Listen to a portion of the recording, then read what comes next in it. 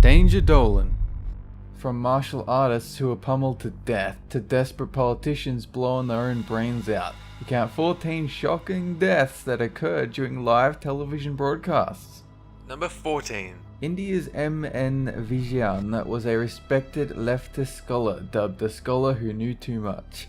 M.N. visited Thrissur on the 3rd of October 2007 to give a live televised press conference. However, the 77-year-old shocked the nation by collapsing and dying of cardiac arrest after speaking just a few words.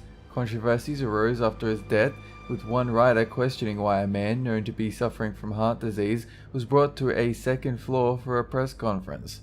The Thrissur Press Club was also criticized for admitting MN to a distant hospital instead of one of the many closer ones. Number 13. Lee Harvey Oswald. On the 24th of November 1963, alleged JFK assassin Lee Harvey Oswald was intercepted and shot to death by Dallas nightclub owner Jack Ruby. The incident occurred while Oswald was being transported to a county jail with tighter security and was shown live on NBC. Ruby was immediately detained, but experts say the swarm of cameras present had given him the perfect cover from which to execute his assassination. This was the first homicide to ever be committed on live US TV. Number 12. Chilton Ephraim was a suspected carjacker who shot himself in the head in 2012 during a live Fox News broadcast. The incident occurred after Romero led police on an hour-long high-speed pursuit. Fox had been covering the chase live by helicopter. Precautionary delay was supposed to be enforced so that the shot could be cut away, sparing viewers any traumatic sights if necessary. However, this wasn't enforced and Romero's suicide went straight to air. The anchorman covering the story was disgusted by the controversial blunder and said to viewers that it was insensitive and wrong and that it won't happen again on his watch. An hour after the incident, Fox's blunder was up there on the YouTubes for all to see. Romero's kids saw the clip and an unsuccessful lawsuit was filed against Fox News for the psychological trauma inflicted. Number 11. Doug Dedge was a 31-year-old Floridian martial artist who specialized in contact karate and ran a school for mixed martial arts. In 1998, the father of 5 visited the Ukraine to compete in an international karate tournament called the Super Challenge. Dedge was pitted against Yevhen Zolotayov in a boy bez pravil, which is what they call a battle without rules. This is slightly misleading, as fighters are actually forbidden to bite or gouge. You also can't bring in like a rocket launcher or a katana, but I guess those rules are unspoken. It should really be called a battle with 2 defined rules and many unspoken ones, but I digress. The live televised match lasted just 5 minutes. Dedge was pinned down and bludgeoned with a flurry of punches, 14 by most estimates. The brutalized Dedge tried to stand but immediately fell to the mat. He died of brain trauma, and the sport's violent reputation only strengthened. Number 10. Franco Scoglio is a beloved Italian football manager who coached at both national and international levels. On the 3rd of October 2005, he appeared on a Genoa TV station to participate in a passionate yet respectful discussion with Genoa president Enrico Preziosi. While Preziosi was responding to one of Scoglio's points, Scoglio unexpectedly lost consciousness and slumped in his chair. He then died of a heart attack, shocking fans and viewers alike. The weird thing about his death is that its circumstances fulfilled the man's own prophecy. Earlier, Scoglio had said jokingly that he would die talking about Genoa CFC. Seems the man could see the future. A useful ability for a sports manager. Number 9. Ayrton Senna. Fans of 3-time Formula 1 champion Senna was left heartbroken and traumatized when their racing idol lost control of his vehicle on live TV, plummeting headlong into a concrete barrier while leading a race in the 1994 San Marino Grand Prix. He died instantly. A day earlier, another driver, Roland Ratzenberger, had died in a crash during a qualifying race. Tragedies brought a much-needed overhaul to the safety standards of Formula 1 racing.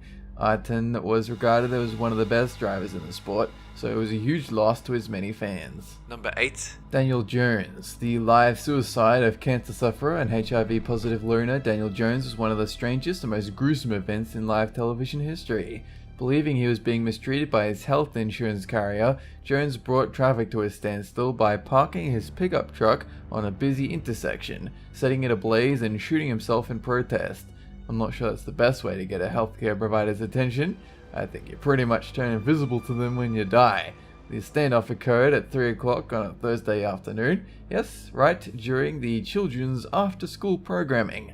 The live reporting played out during an interrupted cartoon broadcast, causing furious parents to issue complaints. After the incident, news directors resolved to stick to medium-distance shots. However, car chases are still broadcast live without a delay. Number 7. Gareth Jones was a British actor who's best remembered for the unusual circumstances of his death. During a 1958 live television broadcast of the play Underground, Jones suffered a fatal heart attack while off camera between 2 of his scenes. One of his co-stars noted awaiting the scripted arrival of Jones' character. However, when they saw Jones fall to the floor off stage, the director forcibly urged them to continue the play to its conclusion, improvising as necessary. Eerily, Jones' character had been scheduled to have a heart attack later in the play. That is some serious method acting. Number 6. On July 7, 2011, 39-year-old firefighter Shannon Stern took his 6-year-old son Cooper to a baseball game in Arlington when tragedy struck. They were seated front row in the left field and had brought a glove in hopes of catching a ball from Cooper's favourite player, Josh Hamilton. During the game, Hamilton picked up the foul ball and lobbed it towards the stands. Shannon leant over the railing for the catch but went too far. Live cameras captured a 20 feet headfirst fall to the concrete below, all in front of his son. The flags of the next night's game were flown at half-mast and a moment of silence were given for Stern. Reportedly, Shannon's last words as he lay dying were, "Please check on my son." Number 5. Alison Parker and Adam Ward. On August 2015, fired television reporter Vesta Lee Flanagan II took revenge against a Virginia news station by executing 2 of his former co-workers on live TV. He also posted footage on social media of the events leading up to the callous crime, with chillingly detached commentary. 5 hours after the shooting, police cornered Flanagan in Virginia, where he attempted to commit suicide. He survived his initial gunshot wound, but died soon after. Flanagan also left a 23-page manifesto outlining his motives and detailing the grudge he'd held against the 2 young journalists. The victims left behind devastated loved ones, and hundreds of television witnesses are left scarred from the chilling events. Number 4. Inejiro Asanuma, leader of Japan's Socialist Party, Asanuma met a cruel and unexpected end while participating in a live televised political debate in Tokyo. On the 12th of October 1960, Asanuma was violently assassinated by a 17-year-old hardcore nationalist named Atoya Yamaguchi, who rushed the stage. Clearly, Asanuma's highly controversial political views had earned him a few enemies. During the debate, Yamaguchi appeared on stage and stabbed his traditional samurai sword, a wakizashi, through Asunuma's abdomen, killing him instantly. The company recording the debate broadcasted it multiple times, so millions ended up seeing the gruesome, graphic murder. Yamaguchi was detained at the scene of the crime, but committed suicide weeks later while in police custody. The incident inspired mass peace demonstrations around Japan and had huge political repercussions, with the Japanese Socialist Party disbanding completely. Number 3. Christine Chubbuck was an American TV news reporter who suffered severe depression and is remembered for committing suicide during a live broadcast. Weeks before her death, she ran a news piece on suicide and visited the local sheriff's department for research. An officer there told her one of the most efficient ways to kill oneself was to use a .38 caliber revolver and aim for the back of the head rather than the temple. What helpful information for any viewers with suicidal tendencies. While on air during the morning of July 15, 1974, Chubbuck covered a shooting from the previous day. Due to technical difficulties, the scheduled footage would not run, so Chubbuck shrugged and said into the camera, "In keeping with Channel 40's policy of bringing you the latest in blood and guts, and in living color, you're going to see another first attempted suicide." She then drew the revolver and shot herself right behind her right ear. Chubbuck collapsed forward and the broadcast faded to black. Chubbuck's co-workers thought it was an elaborate joke until they saw a twitching body. Not something anyone would want to see while enjoying their morning Wheaties. Number 2. Tommy Cooper. On April 15, 1984, millions of viewers tuned in to see beloved comedian and magician Tommy Cooper suffer a fatal heart attack on the Live from Her Majesty's variety show.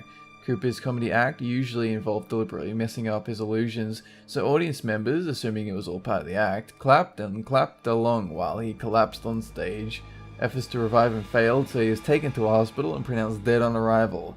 As tragic as the circumstances of his death were, fans like to point out that he died the same way he had lived. making others laugh. Number 1. Robert Bud Dwyer was a treasurer of Pennsylvania who was caught in a payroll tax scandal in the early 1980s. He was accused of accepting bribes and compromising an investigation into payroll tax inconsistencies.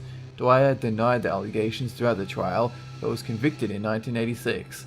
On January 22, 1987, hours before his sentencing, Dwyer called a live public press conference to discuss the situation. He read a long, detailed note professing his innocence and casting doubt on the justice system, then pulled out a .357 Magnum and blew his brains out.